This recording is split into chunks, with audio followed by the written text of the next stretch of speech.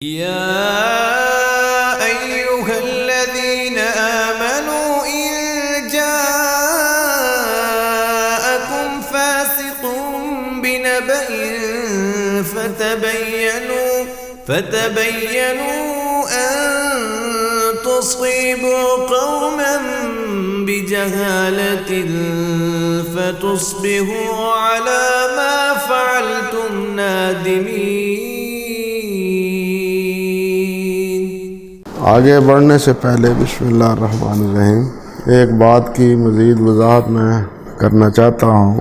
یہ جو حافظ ابن حجر رحمۃ اللہ علیہ نے امام حاکم کے حوالے سے ان کی معرفت و علوم الحدیث سے صحیحین کی شرط کے بارے میں جو بات نقل کی ہے، اس سلسلے میں حافظ کا کلام 3 کتابوں میں پھیلا ہوا ہے۔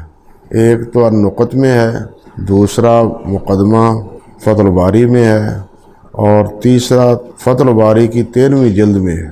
بلکہ فتح الباری کی 13ویں جلد میں تو سے تو یہ معلوم ہوتا ہے کہ امام حازمی رحمۃ اللہ علیہ نے اس موقف کا انتساب امام حاکم کی طرف کیا ہے۔ بہرحال یہ تینوں کتابیں امام حاکم کے قول کو سمجھنے کے لیے حافظ رحمۃ اللہ علیہ کی کتابیں یہ دیکھنی چاہیے۔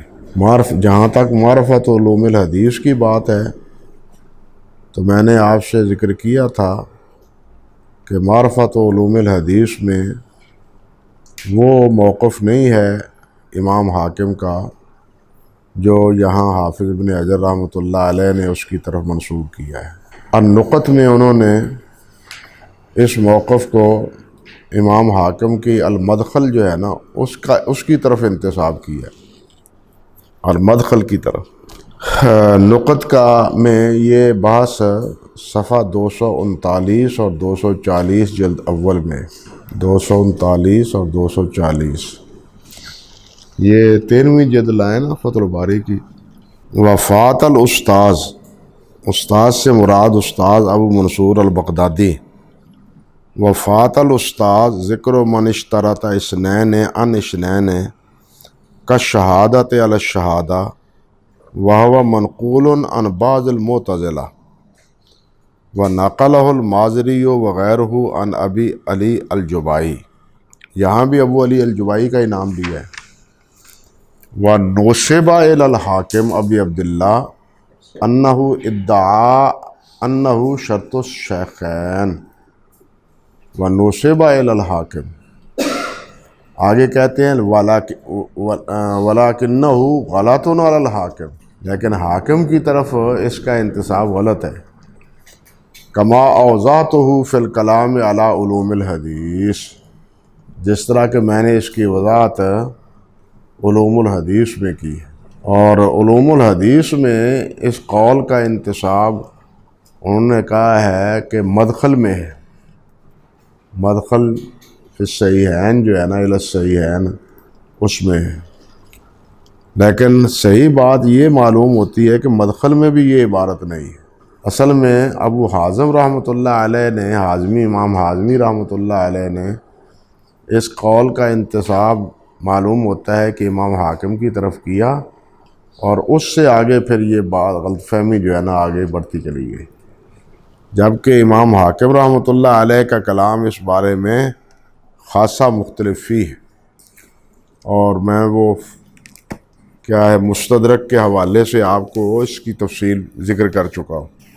یہ ضروری بات تھی کہ ان تینوں کتابوں کی طرف مزید مراجعت کی ضرورت ہے امام حاکم کے قول کو سمجھنے کی۔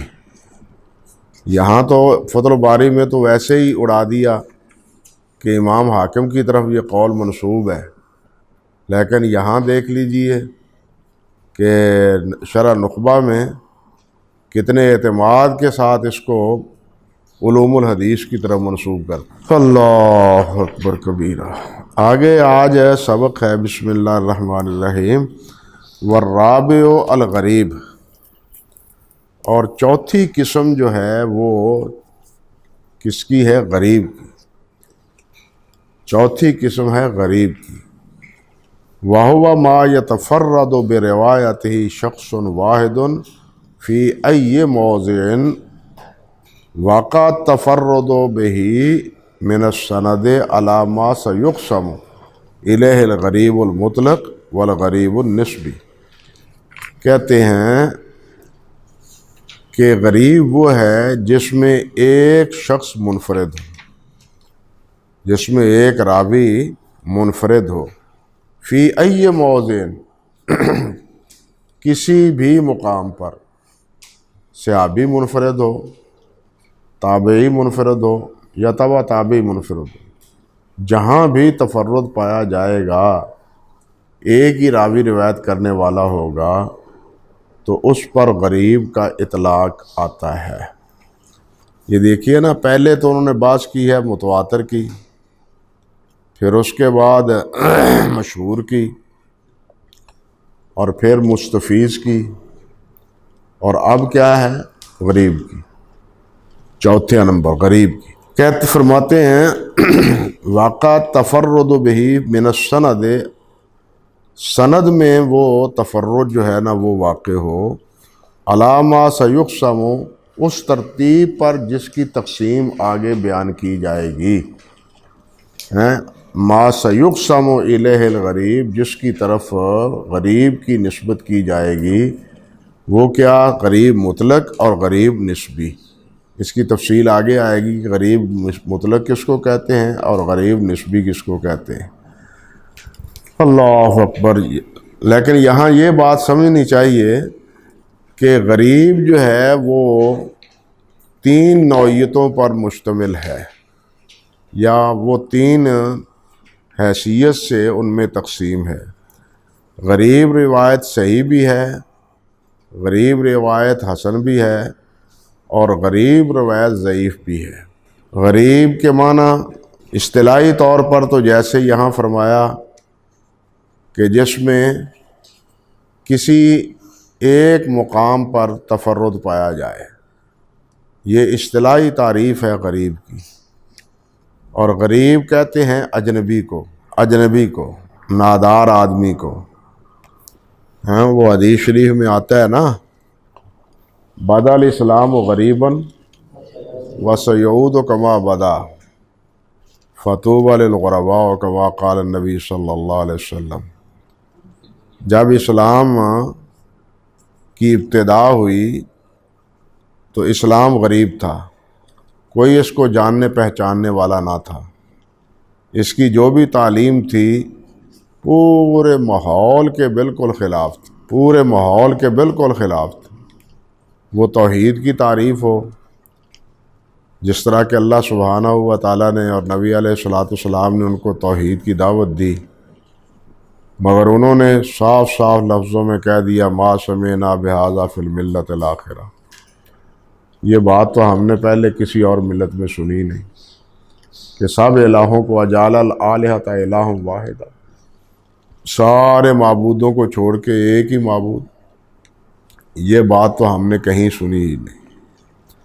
اسی طرح اس آزاد معاشرے میں جو معاشرہ قبائلی زندگی گزار رہا تھا، ان کو قبائلی سرداروں کی اطاعت سے نکال کے اللہ اور اللہ کے رسول صلی اللہ علیہ وسلم کی طرف کی اطاعت پر قانے کر دینا، یہ بھی ان کے لیے بہت بڑا مسئلہ تھا. ان کی سرداری خطرے میں پڑ گئی. سمجھے نا، ان کی قیادت اور سیادت اور قیادت ان کی خطرے میں پڑ گئی. اسی پروگرام اور اسی دعوت کے نتیجے میں کہ اطاعت اور کس کی ہے؟ ان الحکم الا للہ، اطاعت اللہ رب العزت کی ہے. اور اللہ تعالیٰ کی اطاعت کس طرح ہے؟ حضرت محمد رسول اللہ صلی اللہ علیہ وسلم کی اطاعت ہے. اسی لیے فرمایا من یطع الرسول فقد اطاع اللہ. جو رسول کی اطاعت کرتا ہے وہ کس کی اطاعت کرتا ہے؟ اللہ رب العزت کی اطاعت کرتا ہے. اللہ کی اطاعت اللہ آپ کا بھلا کرے، اس کو معلوم کرنے کا ایک ہی ذریعہ ہے، اور وہ حضرت محمد رسول اللہ صلی اللہ علیہ وسلم. اور یہ بھی اس معاشرے میں بالکل کیا تھا؟ ایک اجنبی دعوت تھی. اسی طرح اور بھی مسائل ہیں، اور بھی احکام ہیں قرآن مجید کے۔ اللہ سبحانہ و تعالیٰ نے فرمایا کہ وَأَمْرُهُمْ شُورَىٰ بَيْنَهُمْ، وہاں یہ تصور ہی نہیں تھا کہ مشورے سے، وہاں تو قبائلی نظام تھا، جو قبیلے کا سردار کہتا تھا وہی حکم سمجھا جاتا تھا۔ تو کہنے کا مقصد یہ تھا کہ اللہ کے نبی علیہ السلام نے ارشاد فرمایا ہے کہ اسلام جس وقت ابتدا ہوئی اس وقت غریب تھا، اس پر عمل کرنے والے بہت تھوڑے لوگ تھے، اور ایک وقت آئے گا آخر میں اس وقت بھی اسلام پر عمل کرنے والے بہت تھوڑے ہوں گے۔ وَسَيَعُودُ كَمَا بَدَا، اس وقت بھی اور اب بھی یہ جتنے خرافی ہیں، بدعتی ہیں، یہ اہل حق کو کہتے ہیں اور یہ تو آٹے میں نمک کے برابر ہے، یہ آٹے میں نمک کے برابر۔ ٹھیک ہے، آٹے میں نمک کے برابر تمہیں نظر آتے ہیں، لیکن حق اور کتاب و سنت سے وابستگی وہ الحمدللہ انہی کے ہاتھ میں ہے، وہ الحمدللہ انہی کے ہاتھ میں، الحمدللہ ثم الحمدللہ۔ باقی تو سوائے تعویلات کے اور سوائے قرآن مجید اور نصوص میں تحریفات کے اور کچھ بھی نہیں ہے، اور کچھ بھی نہیں۔ اللہ سبحانہ و تعالیٰ یہ استقامت نصیب فرمائے۔ تو یہ جو غرابت ہے معنوی اعتبار سے، وہ بھی ایک اجنبی آدمی کو کہتے ہیں، چونکہ اجنبی آدمی تن تنہا ہوتا ہے۔ سند میں بھی جب ایک آدمی ہوتا ہے، تن تنہا ہوتا ہے، تو اس پر اطلاق غرابت کا کیا جاتا ہے۔ اللہ اکبر۔ لیکن غالب طور پر غریب کا اطلاق جو ہے وہ ضعیف پر ہوتا ہے، غالب طور پر۔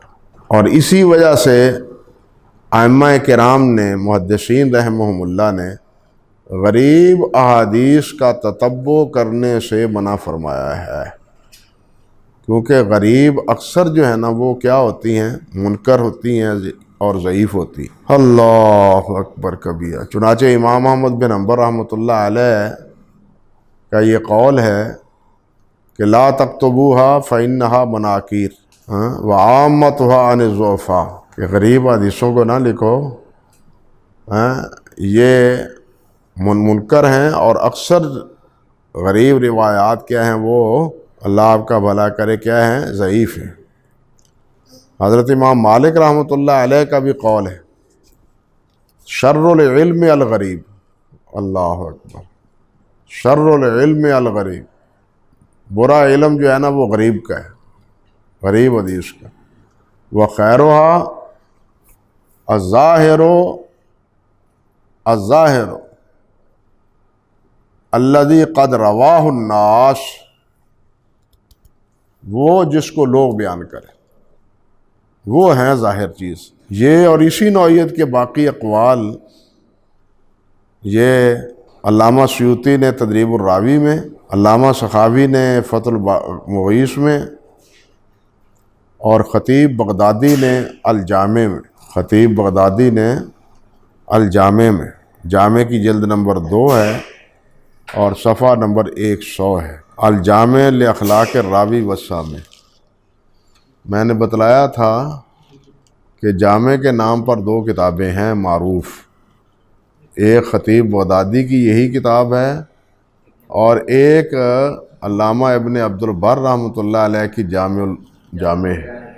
جامع و بیان العلم، جامع و بیان العلم۔ اور یہ دونوں یعنی خطیب بغدادی ہوں یا ابن عبد البر ہوں، یہ دونوں معاصر تھے، ایک مغرب میں تھے اور ایک مشرق میں، اور علماء کے ہاں یہ کہا جاتا ہے خطیب بغدادی کو حافظ مشرق، حافظ مشرق، اور ابن عبد البر کو کہا جاتا ہے حافظ مغرب، حافظ مغرب۔ اور اتفاق یہ ہے عجیب کہ ایک ہی سال یہ دونوں فوت ہوئے۔ پہلے بتلایا گیا ہے آپ کو کہ ایک ہی سال میں خطیب بغدادی اور ابن عبد البر رحمہ اللہ یہ دونوں ایک ہی سال فوت ہوئے۔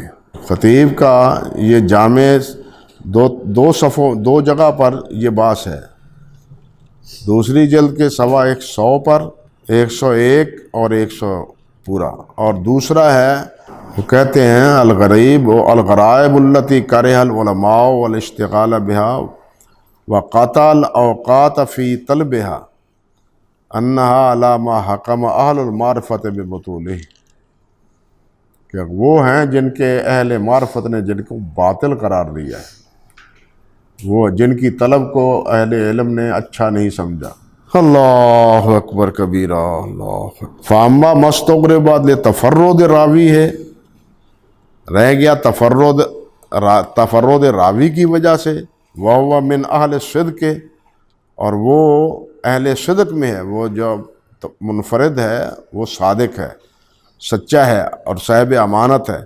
فذالک یلزم کتبہ ویجب سماعہ وحفظہ، اس کا لکھنا اور اس کو یاد کرنا یہ لازم ہے، یعنی اکیلا راوی بیان کرنے والا ہو اور ہو وہ صدوق، ثقہ ہو، امین، امانت ہو، امانت اور دیانت میں بھی کا اعتبار ہو، تو اس کی روایت لکھنے میں کوئی حرج نہیں۔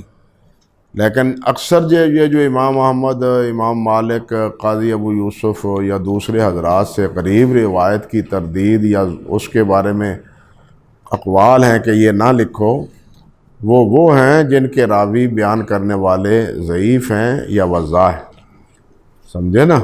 اللہ اکبر کبیرہ، اللہ۔ اور کبھی کبھی یہ بھی ہوتا ہے کہ تفرد یا غرابت متن میں ہوتی ہے، اور کبھی یہ ہوتا ہے کہ وہ سند میں ہوتی ہے۔ غرابت کبھی متن میں بھی ہوتی ہے اور کبھی سند میں بھی ہوتی ہے۔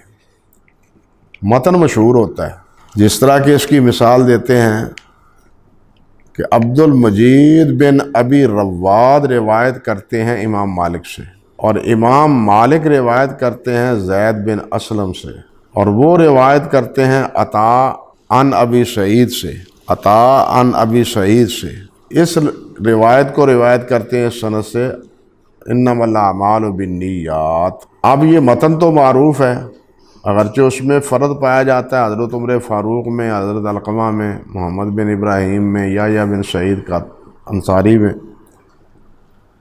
اللہ، یہ دوسری سند سے، لیکن یہ عبد المجید کی سند سے یہ روایت جو ہے نا وہ کیا ہے؟ غریب ہے۔ یہ سند کے اعتبار سے یہاں غرابت ہے۔ حافظ خلیلی رحمۃ اللہ علیہ نے الارشاد میں کہا ہے، الارشاد جلد اول صفحہ 233 میں وہ کہتے ہیں اخطأ فیہ عبد المجید وہو غیر محفوظ عن زید، کہ اس میں عبد المجید سے غلطی ہوئی اور زید سے یہ روایت محفوظ نہیں ہے، بلکہ امام ابو حاتم نے کہا ہے کہ یہ باطل ہے۔ وقال ابو حاتم باطل وہو عن مالک عن یحییٰ بن سعید عن محمد بن ابراہیم۔ یہ اصل میں امام مالک رحمۃ اللہ علیہ سے ہے، اور امام مالک اس کو یحییٰ بن سعید ہی سے روایت کرتے ہیں۔ یہ جو عبد المجید بن ابی رواد نے مالک عن زید کہا ہے، یہ سند میں عبد المجید سے غلطی ہوئی ہے، یعنی سند میں یہ غرابت ہے۔ متن اس کا دوسری حدیث دوسرے سند سے موجود ہے، لیکن سند میں بھی یہ غرابت ہوئی، جیسے متن میں غرابت ہوتی ہے کہ اس کو کوئی اور بیان کرنے والا نہیں ہے، سند بھی بسا اوقات ایسی ہوتی ہے کہ کوئی اور بیان کرنے والا نہیں ہوتا۔ اور یہ جو اکثر آپ نے جامع ترمذی میں پڑھا ہے، ھذا حدیث غریب، ھذا حدیث غریب، کوئی نہیں آگے کہتے ھذا حدیث غریب حسن یا ھذا حدیث غریب صحیح، حالانکہ کہتے تو تینوں الفاظ ہی ہیں نا، علیحدہ علیحدہ، غریب، حسن، غریب، صحیح، اور تنہا غریب۔ یہ جو اکیلا غریب کہتے ہیں نا، تو اس کے بارے میں علماء کہتے ہیں کہ یہ روایت اکثر و بیشتر 90 سے بھی زیادہ % ضعیف اور منکر ہوتی ہے۔ اور اس پر مستقل کتاب ہے امام دارقطنی رحمۃ اللہ علیہ کی، الغرائب والافراد، الافراد والغرائب، الافراد والغرائب۔ امام دارقطنی رحمۃ اللہ علیہ کی، اس کے اطراف چھپے ہیں، شاید یہاں ہوں آپ کے پاس، اطراف الغرائب افراد والغرائب امام دارقطنی کے، ابن طاہر نے اس کے اطراف جمع کیے، اصل کتاب نہیں ہے یہ۔ اور اکثر اس کے یہ غرائب اگر آپ نے دیکھنے ہوں تو امام طبرانی رحمۃ اللہ علیہ کی کتاب الاوسط جو ہے، یا صغیر، طبرانی صغیر اور طبرانی اوسط، ان دونوں میں اس قسم کے غرائب پائے جاتے ہیں۔ یعنی طبرانی اوسط میں اکثر روایتوں کے بارے میں وہ فرماتے ہیں کہ یہ غریب ہے، فلاں روایت کرنے والا اکیلا ہے، اور بزار بھی اس کا مرجع ہے، مسند بزار بھی اس کا مرجع ہے غرائب روایت، غریب روایتوں کا۔ اللہ اکبر کبیرہ، اللہ اکبر، سمجھ گیا بات بھائی؟ فرماتے ہیں وَكُلُّهَا اَيَ الْأَقْسَامُ الْأَرْبَعَةُ الْمَذْكُورَةُ، یہ چارے قسم جو پہلے ہم نے بیان کی ہیں، سوال اول، پہلی کے علاوہ، پہلی کیا ہے؟ هو المتواتر، احادن، یہ سب کے سب کیا ہیں؟ احاد ہیں، وہ مشہور ہو تب بھی، مستفیض ہو تب بھی، اور غریب ہو تب بھی، یہ سب کے سب کیا ہیں؟ احاد ہیں۔ وَيُقَالُ لِكُلٍّ مِّنْهُمْ مِنْهَا خَبْرٌ وَاحِدٌ، اور ان تینوں کو کیا کہتے ہیں؟ خبر واحد، ان تینوں کو خبر واحد کہتے ہیں۔ وَخَبْرُ الْوَاحِدِ فِي اللُّغَةِ، کہتے ہیں کہ لغوی طور پر خبر واحد کس کو کہتے ہیں؟ ما یرویہ شخص واحد، جس کو ایک ہی شخص بیان کرنے والا ہو۔ خبر واحد لغوی طور پر تو یہ ہے کہ جس کو ایک ہی شخص بیان کرنے والا ہو۔ یہی گھپلہ ہے نا بنیادی طور پر، کہ جب بات کی جائے تو کہتے ہیں کہ یہ خبر واحد ہے۔ بھائی خبر واحد سے مراد یہاں آپ کی کیا ہے؟ ایک ہی شخص روایت کرنے والا، کیونکہ خبر واحد سے بادی النظر میں یہی بات سامنے آتی ہے کہ اس کو اکیلا ہی بیان کرنے والا ہو، اگرچہ وہ مستفیض ہی کیوں نہ ہو، اگرچہ وہ مشہور ہی کیوں نہ ہو۔ ہاں، مستفیض مشہور ہے تو خبر واحد ہی نا، متواتر نہیں ہے نا۔ جب متواتر نہیں ہے تو متواتر کے مد مقابل جو بھی نوع ہے وہ کیا ہے؟ خبر واحد ہے۔ اب خبر واحد کا انکار کرنے والے لفظ سے لوگوں کو دھوکہ دیتے ہیں، لفظ سے لوگوں کو، وہ جی یہ تو خبر واحد ہے، ایک ہی روایت کرنے والا ہے۔ او بھائی نہیں، اس کو 2-3 روایت کرنے والے ہیں، 2-3 روایت کرنے والے ہیں، ہاں، لیکن 2-3 روایت بھی کرنے والے ہوں پھر بھی ان کو اطمینان نہیں ہوتا۔ یعنی خبر واحد کا انکار کرنے والے جو ہیں وہ 2-3 روایت کرنے والے بھی ہوں تب بھی ان کے نزدیک ہے تو خبر واحد ہی نا، ہیں؟ اب نام خبر واحد کا لیں گے اور انکار مشہور کا بھی کریں گے، مستفیض کا بھی کریں گے، سمجھے بات؟ اللہ اکبر کبھی۔ وفی الاصطلاح ہے، اور اصطلاح میں کیا کس کو کہتے ہیں؟ لم یجمع شروط المتواتر، جس میں تواتر کی شروط نہ پائی جاتی ہوں۔ تواتر کی شروط میں کیا ہے کہ وہ اس کو بیان کرنے والے اتنی تعداد میں ہوں کہ جن کا جھوٹ پر جمع ہونا محال ہو۔ متواتر کس کو کہتے ہیں؟ کہ وہ اتنے کثیر تعداد سے مروی ہو کہ جن کا روایت کرنے والوں کا جھوٹ پر جمع ہونا وہ کیا ہے؟ محال ہو۔ فرماتے ہیں وفیہا، اب دوسری کا بحث کرتے ہیں، وفیہا، اور اس میں یعنی خبر واحد میں، احاد میں، المقبول، خبر واحد ایک وہ ہے جو مقبول، ایک وہ ہے جو مقبول ہے اور دوسری وہ ہے جو مردود ہے۔ مقبول کیا ہے؟ ہوا ما یاجب العمل بہ، وہ ہے جس پر عمل واجب ہے، مگر یہ تو اس کا حکم ہے، یہ اس کی حد نہیں ہے، تعریف نہیں ہے، یہ اس کے بارے میں مقبول کہنا یہ اس کے بارے میں اس کی کیا ہے؟ حکم ہے، کہ اس کا حکم کیا ہے؟ مقبول ہے، جس پر عمل واجب ہے، یہ تو حکم ہے، تعریف تو نہ ہوئی. ہاں، تعریف اس کی یہ ہے کہ المقبول ہوا ما یرجح صدق المخبر، کہ جس میں خبر دینے والے کا صدق راجح ہو. جس میں خبر دینے والے کا مقبول کیا ہے؟ جس میں خبر دینے والے کا صدق کیا ہے؟ وہ راجح ہو، یہ مقبول ہے.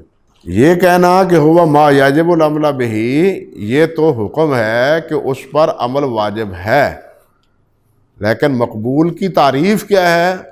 مقبول کی تعریف وہ ہے کہ جس کا صدق راجح ہو. اللہ اکبر. جس طرح کہ آگے کہہ رہے ہیں مردود کے بارے میں، وَهُوَ الَّذِي لَمْ يَتَرَجَّحْ صِدْقُ الْمُخْبَرِ بِهِ. سمجھ آ گئی نا؟ مردود کی تعریف کیا کی ہے؟ کہ جس میں راوی کا صدق راجح نہ ہو. جس میں راوی کا صدق راجح وہ مردود ہے. اب مقبول کیا ہے؟ جس میں راوی کا صدق راجح ہو. یہ ہے اصل میں اس کی تعریف. وَفِيهَا الْمَرْدُود، کہتے ہیں وَهُوَ مَا يَجِبُ الْعَمْلَ بِهِ عِنْدَ الْجَمْهُور، جمہور کے نزدیک اس پر عمل واجب ہے. اور یہ جمہور کون ہے؟ معتزلہ اور رافضی. یہ خبر واحد کی حجیت کے قائل نہیں ہیں. بدعی جتنے بھی گروہ ہیں اکثر و بیشتر وہ خبر واحد کی حجیت کے قائل نہیں ہیں. ائمہ اربع اور صحابہ کرام اور تابعین کا اس پر اتفاق ہے، اس کی قبولیت پر. حافظ ابن حجر رحمۃ اللہ علیہ نے یہ حافظ رحمۃ اللہ علیہ نے لفظ فرمایا، فرماتے ہیں وَقَدْ شَاءَ فَاشِيًا عَمْلَ الصَّحَابَةِ وَالتَّابِعِينَ بِخَبْرِ الْوَاحِدِ مِنْ غَيْرِ نَكِيرٍ فَاقْتَضَى الاتفاق مِنْهُمْ عَلَى الْقُبُولِ. صحابہ اور تابعین کے دور تک یہ خبر واحد جو ہے نا وہ مقبول رہی ہے. صحابہ اور تابعین کے دور تک خبر واحد کا کسی نے انکار نہیں کیا. اور یہی بات امام شافعی یہ فتح الباری کا، اللہ آپ کا بھلا کرے، 234 صفحہ ہے، جلد نمبر 13، صفحہ نمبر 234 ہے، اور رسالہ کا صفحہ نمبر 10. اور یہی بات امام شافعی رحمۃ اللہ علیہ نے الرسالہ نے فرمائی، 481 الرسالہ کا. اور یہی تفصیل مختصر صواعق المرسلہ میں ہے. اور یہی بات خطیب نے الکفایہ میں کہی، صفحہ نمبر 31 میں. صواعق المرسلہ جلد 4 صفحہ 1559، مسلسل صفحات. اللہ. اور الکفایہ صفحہ 31. پھر یہ بات بھی ہے کہ فتویٰ میں خبر واحد بالاتفاق حجت. ایک مفتی صاحب فتویٰ لکھتے ہیں اور وہ فتوے کی دلیل وہ حدیث ذکر کرتے ہیں. اب یہ جو حدیث ذکر کی ہے وہ متواتر تو نہیں، یہ کیا ہے؟ خبر واحد ہے. تو جب یہ خبر واحد فتویٰ میں حجت ہے تو روایت میں بھی حجت ہونی چاہیے. دوسرا مسئلہ یہ ہے، اگر خبر واحد سے صرف خبر واحد مفید للظن ہے، اگر خبر واحد صرف مفید للظن ہے تو اس پر عمل ان نصوص کے مخالف ہے جن میں ظن کی پیروی سے روکا گیا ہے. ان یتبعون الا الظن. بھائی آپ حدیث کو خبر واحد کو کہتے ہیں یہ ظنی ہے، ایک طرف آپ اس کو ظنی کہتے ہیں، دوسری طرف اس کو موجب عمل کہتے ہیں. جب موجب ظن ہے تو ظن کی تابع داری سے تو روکا گیا ہے. سمجھ آئی کہ نہیں؟ ظن کی تابع داری سے تو روکا گیا ہے. تو آپ کیسے کہتے ہیں کہ خبر واحد جو ہے نا وہ عمل میں حجت ہے؟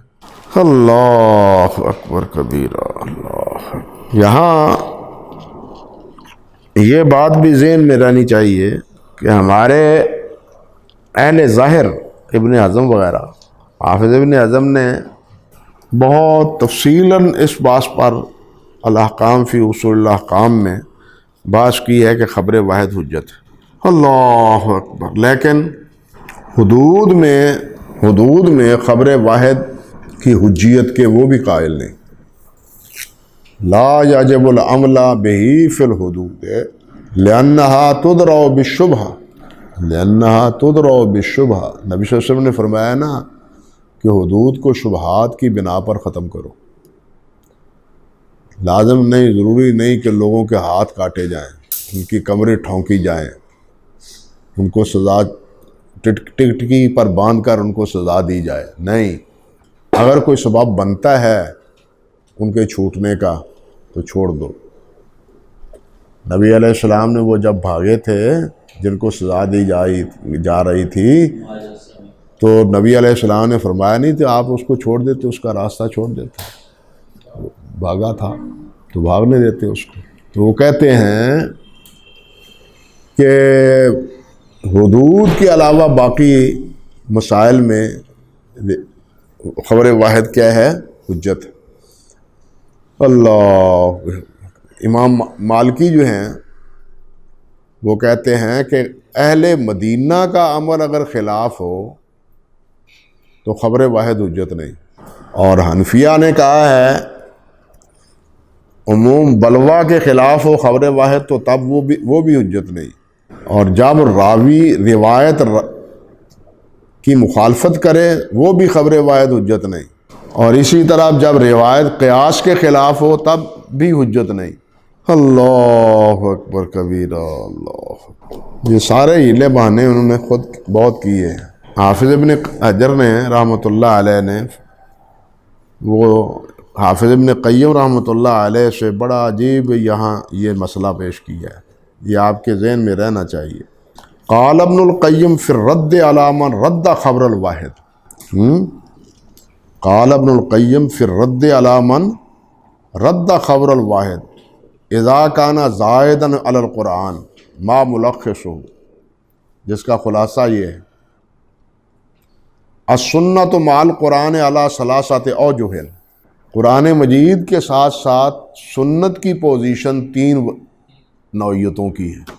احدھا ان توافقہ من کل وجہ، ایک تو یہ کہ ہر اعتبار سے دونوں میں کیا ہو؟ موافقت ہو۔ کہتے ہیں یہ صورت ہے توارد ادلہ کی، قرآن میں بھی یہ دلیل ہے، حدیث میں بھی یہ دلیل۔ ثانیھا ان تکون بیانا لما ارید بالقرآن، دوسرا یہ ہے کہ قرآن میں جو ہے اس کا بیان ہے حدیث میں، اور تیسری یہ ہے وثالثھا ان تکون دالۃ علی حکم سقط عنہ القرآن، کہ قرآن میں وہ حکم نہیں ہے، حدیث میں وہ حکم، حدیث میں وہ حکم ہے۔ یہ قرآن مجید جو کہتے ہیں کہ ہم قرآن کی تابع داری کریں گے، حدیث کی نہیں، حدیث موجب عمل نہیں ہے، حجت نہیں ہے۔ حافظ فرماتے ہیں وَهَذَا الثَّالِثُ يَكُونُ حُكْمًا مُبْتَدًا مِنَ النَّبِيِّ صلی اللہ علیہ وسلم فَيَجِبُ طَاعَتُهُ فِيهِ، کہ یہ حکم نبی علیہ السلام کی طرف سے، اور نبی علیہ السلام کے حکم کی تابع داری، اس کا حکم کس نے دیا ہے؟ اللہ تعالیٰ نے دیا ہے۔ آگے فرماتے ہیں فَيَجِبُ طَاعَتُهُ فِيهِ وَلَوْ كَانَ النَّبِيُّ لَا يُطَاعُ إِلَّا فِي مَا وَافَقَ الْقُرْآنَ لَمْ تَكُنْ لَهُ طَاعَةٌ خَاصَّةٌ۔ وہ کسی نے بہت اچھی بات کہی، جملہ چھوٹا سا ہے لیکن بڑا معنی خیز، کہ قرآن نے کہیں نہیں کہا کہ اس حدیث کو نہ مانو جو حدیث قرآن کے خلاف، یہ قرآن نے کہیں نہیں کہا۔ قرآن نے یہ کہا ہے کہ میرے نبی کی تابع داری کرو، سمجھے بات؟ قرآن نے یہ کہا ہے کہ میرے نبی کی اطاعت کرو، اور میرے نبی کی اطاعت میری اطاعت، قرآن نے یہ کہا ہے۔ قرآن نے یہ نہیں کہا کہ جو وہ حدیث مانو جو قرآن کے مطابق ہو، جو قرآن نے کہیں نہیں کہا، سمجھے نا بات؟ تو اس کی آگے پھر وہ مثالیں دے دے، قَدْ تَنَاقَضَ مَنْ قَالَ إِنَّهُ لَا يُقْبَلُ الْحُكْمُ الزَّائِدُ علی القرآن الا ان کان متواترا او مشہورا فقد قالوا بتحریم المرأة علی امتها وخالتها وتحریم ما يحرم من النسب من الرضاع وخيار الشرط والشفاء الرهن في الحظر ومیراث الجدہ وتخجیر العامة اذا عتقت ومنع الحائض من الصوم والصلاۃ ووجوب الکفا، یعنی وہ سارے مسائل کٹھے خلاصتاً کر دیے ہیں جو حدیث میں آئے ہیں قرآن مجید میں نہیں ہیں، جو حدیث میں ہیں اور قرآن مجید میں نہیں ہیں، اور اس پر یہ حضرات عمل بھی کرتے ہیں، حتیٰ کہ آگے جا کے وہ کہتے ہیں وقت الرجل السارق فی الثانیہ، دوسری بار قرآن نے تو یہی کہا ہے نا سارق والسارقۃ فاقطعوا ایدیہما، دوسری بار چوری کرے پھر، تو حدیث سے کیا پتہ چلتا ہے دوسری بار بھی چوری کرے پھر بھی اس کا ہاتھ کاٹ دو، دوسرا ہاتھ کاٹ دو۔ وترک الاختصاص من الجرح قبل الاندمال والنہی عن بیع القالی بالقالی وغیرها مما یطول شرعه وهذه الاحادیث كلها احاد وبعضها ثابت وبعضها غیر ثابت ولكنهم قسموها الى ثلاثه اقسام وَلَهُمْ فِي ذَلِكَ تَفَاصِيلٌ يَطُولُ شَرْحُهَا، یہ ساری تفصیل دیکھنے کے لائق ہے اور ذہن میں رکھنے کی۔ یہ صفحہ ہے 238 39 جلد 13۔ یہ اصل میں یہ فقیہ غیر فقیہ کا جو جھگڑا ہے نا، یہ قول اصل میں امام صاحب کا نہیں ہے، یہ عیسیٰ بن ابان کا ہے۔ راوی کا فقیہ ہونا یہ قول عیسیٰ بن ابان کا ہے، امام حنیفہ رحمۃ اللہ علیہ کا نہیں ہے۔ ہاں ایک مناظرہ ذکر کیا جاتا ہے ان کے درمیان اور امام اوزاعی کے درمیان، اس سے اس بات کی تائید ہوتی ہے کہ شاید وہ بھی فقیہ کی ترجیح، فقہ راوی کی ترجیح دیتے ہیں، اس میں ترجیح کا پہلو تو ہے لیکن فقیہ کی روایت کے رد و قبول کے بارے میں وہ بات نہیں کرتے، حالانکہ وہ مناظرہ بھی سندن درست نہیں ہے۔ سلیمان شازکونی متروک ہے اس کو بیان کرنے والا، سمجھے بات؟ اللہ اکبر اللہ اکبر۔ اور اسی موضوع پر بہت اچھا لکھا ہے حافظ ابن قیم رحمۃ اللہ علیہ نے اعلام الموقعین میں، اور شاہ ولی اللہ رحمۃ اللہ علیہ نے فتاویٰ میں۔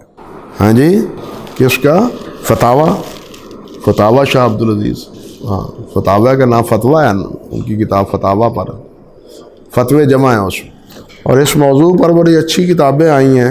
خبر الواحد و حجیتہ، شیخ محمود شنقیطی رحمۃ اللہ علیہ کی، و حجیتہ، اسی طرح خبر الواحد اذا عمل العمل اہل المدینہ بخلافہ، ہاں جی، خبر الواحد اذا عمل اہل المدینہ بخلافہ، شیخ حسان کی، اور ایک ہے التعارض بین الخبر الواحد والقیاس لشیخ عبد الرحمن المصری کی، اور ایک ہے حکم الاحتجاج بخبر الواحد اذا عمل الراوی بخلافہ، ہاں جی، اب یہ ہے حکم الاحتجاج بخبر الواحد اذا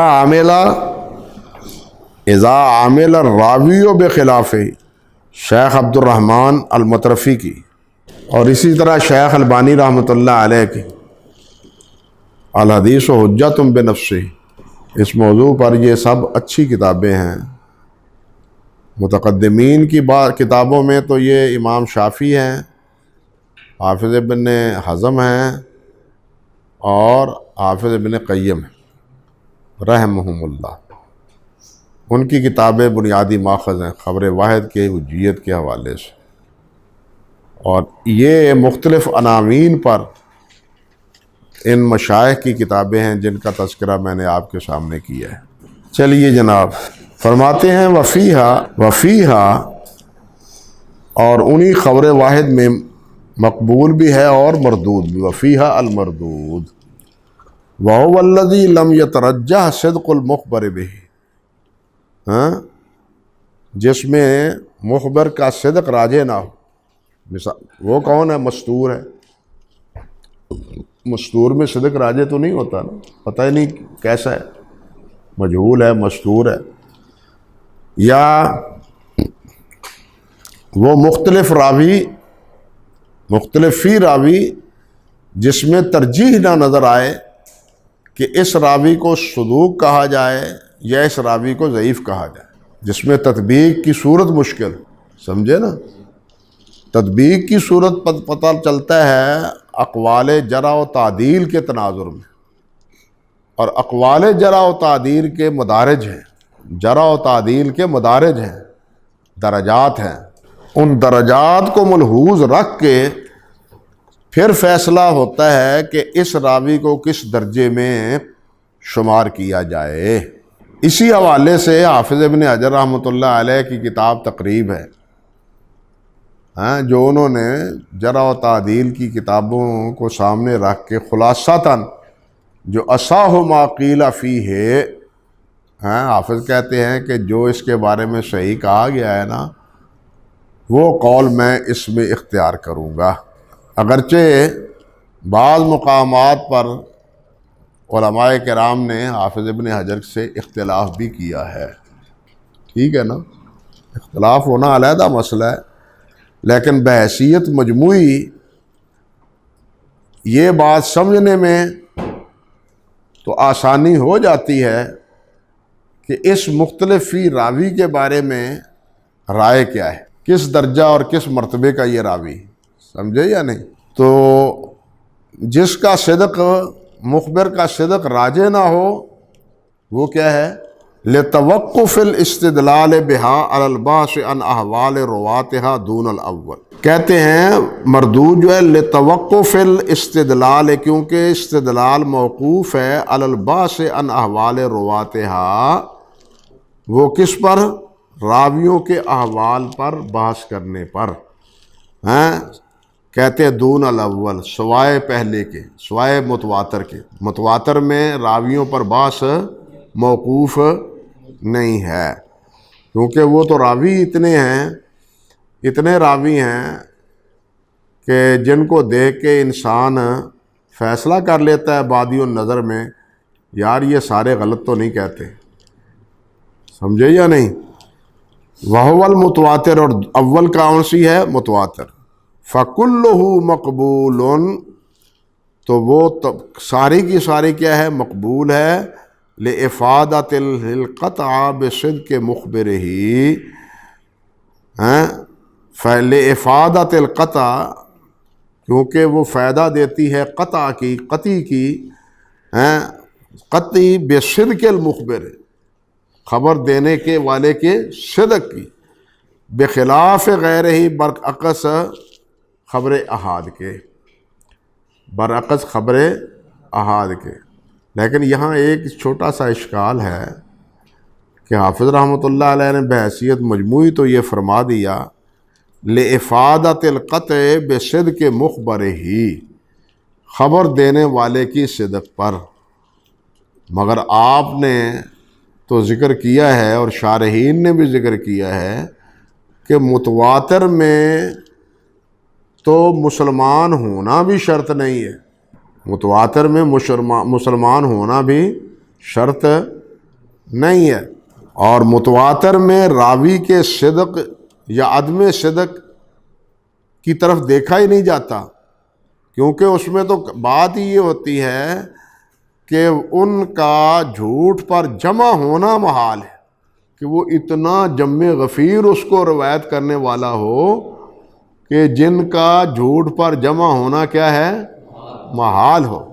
جب آپ اس کی تعریف ہی یہ کرتے ہیں تو وہاں صدق مخبر کی قطعیت جو ہے اس کا کیا مسئلہ ہوا؟ جب وہ متواتر ہے تو وہ قطعی ہے، صدق مخبر کیا ہوا؟ بات سمجھے یا نہیں؟ بخلاف غیر ہی من اخبار الاحاد، برعکس اس کے جو خبر احاد ہے، لیکن انما وجب العمل بالمقبول منها لانها اما ان توجد فيه اصل صفت المقبول، لیکن اس پر عمل جو ہے نا، مقبول پر عمل واجب ہے، اور ان میں سے وہ ہے منها لأنها اما ان توجد فی اصل صفت، کیونکہ اس میں قبول کی مقبول کی اصل صفت جو ہے نا وہ کیا ہے پائی جاتی ہے، اور وہ کیا ہے صفت؟ وَهُوَ ثبوت صدق الناقل، وہ ہے ناقل کا صدق۔ اور اصل صفت رد، یا اصل صفت اس میں کیا پائی جاتی ہے؟ رد کی، مقبول نہیں ہے بلکہ کیا ہے؟ مردود۔ وَهُوَ ثبوت کذب الناقل، اور وہ ہے ثبوت راوی کا کذب۔ اولا، یا یہ دونوں صفتیں نہ ہوں گی، جس طرح مجہول ہے، جس طرح مجہول اور مستور ہے۔ اللہ فالاول یغلب علی الظن ثبوت و صدق الخبر لثبوت کے صدق ناقل ہی فیؤخذ بہ، کہتے ہیں پہلا جو ہے جس پر غلبہ ظن کیا ہے؟ صدق خبر، ثبوت و صدق الخبر، کہتے ہیں لثبوت صدق ناقل ہی، اس کے ناقل کے صدق کے ثبوت پر، لہٰذا جب وہ صادق ہے تو اس سے روایت بھی لی جائے گی، اس پر عمل بھی کیا جائے گا۔ اور دوسری کیا ہے؟ یغلب علی الظن کذب الخبر لثبوت کذب ناقل ہی فیترا، اس لیے اس کو کیا کیا جائے گا؟ مردود کیا جائے گا۔ والثالث ان وجد قرینۃ تلحقہ، اور تیسری صورت یہ ہے اگر کوئی قرینہ پایا جائے، ان وجدت قرینۃ تلحق بأحد القسمین التحق، اگر کوئی قرینہ پایا جائے تو اس کو دونوں میں سے کسی ایک نوع کے ساتھ ملحق کیا جائے گا، اگر کوئی قرینہ پایا جائے۔